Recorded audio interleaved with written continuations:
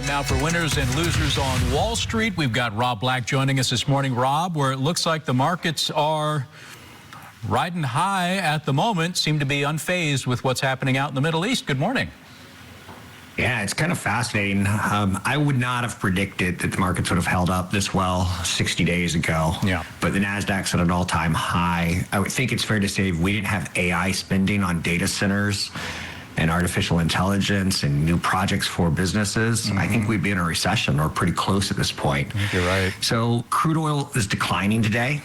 The ceasefire is quite fragile, but all things considered, the revenue guidance from companies like Palantir and the earnings are showing us that AI America is live and well, and most of Americans have jobs. So we're okay, but it does feel fragile.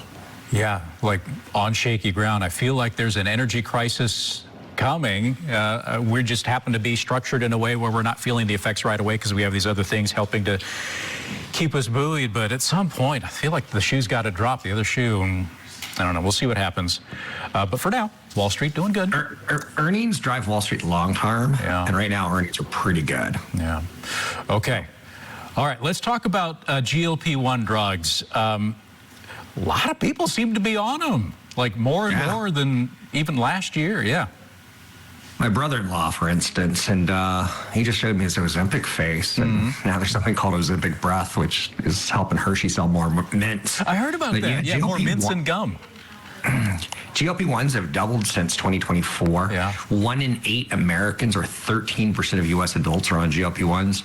In the last 2 to 3 months, a pill version has come out, which is probably going to be used for more maintenance versus the sudden weight loss. But this is great. It's going to cut down heart disease, heart attacks. It's going to cut down on diseases like diabetes.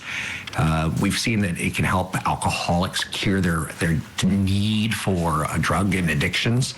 So I'm not calling them miracle drugs because that can get me into trouble, but they seem to be doing pretty well. So it's interesting. The other effects that they're having, positive effects that maybe weren't intended when they first designed the drug, but discovered over time, having some ripple effects throughout just culture and health. Yeah, and you're seeing you're seeing Lilly and Novartis not look for addiction approval by the FDA for a couple more years because they already have the fat weight loss part of it demand, but in a couple of years they're going to lose that patent, so they got to get new patents for it.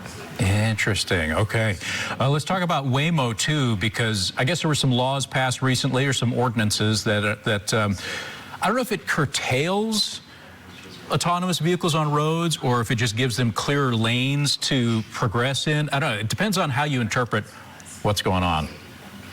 Yeah, well, they're starting to hit some crazy milestones now with electric vehicles and autonomous vehicles, and Waymo's entering new cities, and Tesla's getting full self-driving in Europe. But what do you do when Tesla blows the red light? Who do you give the ticket to? So now law enforcement in the United States are learning how to give tickets for Waymo when they speed or go through red lights or when they pass school buses. So it's good to know because if you're a police officer, you had to be scratching your head of like, how do I even pull this thing over? Yeah, I've seen funny videos of like walking up and then realizing there's nobody in there, and then they kind of like stand around and look around because they don't know what to do with the ticket they just wrote, or Anyway, funny stuff. Lastly, let's talk about Cinco de Mayo. Today's the day. A lot of folks are going to be celebrating. Falls on Taco Tuesday. I mean, come on. Everybody's got to have a taco today. Right. A lot of big money, though, in Cinco de Mayo. Yeah, I got some ground chicken thighs. I'm going to be cooking today. So it's a $3 billion party. I think it was invented by beer companies in the 1980s, or breweries like Anheuser-Busch. Like Hallmark invents Valentine's Day and makes up these holidays. It's $2.9 billion in spending, so I'll take it. Anything that gets people to spend in the economy, I'm happy. So beer is about $600 million, mostly Mexican beers. Mexican and Tex-Mex restaurants see restaurants 2 times to 3 times as full. So you're seeing bars get 12 to 15% more foot traffic. Groceries like guacamole, salsa, and chips and tortillas. We're always seeing price inflation, so that's helping the economy.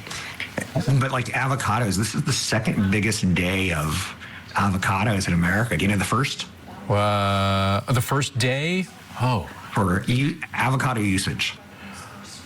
Trying to think of a holiday that's like really good for avocado. Is it Halloween? I don't know. You're gonna kick yourself. Is it Super Bowl? Yes. Yeah. So tequila has its best sales day today. So it's just a minor holiday in Mexico. It just shows you that Americans like to party and we like to invent reasons to party. Happy Cinco de Mayo. Hey, man, any reason to get together with friends, with family, and have a good time, I'm all for it. We need more of that these days.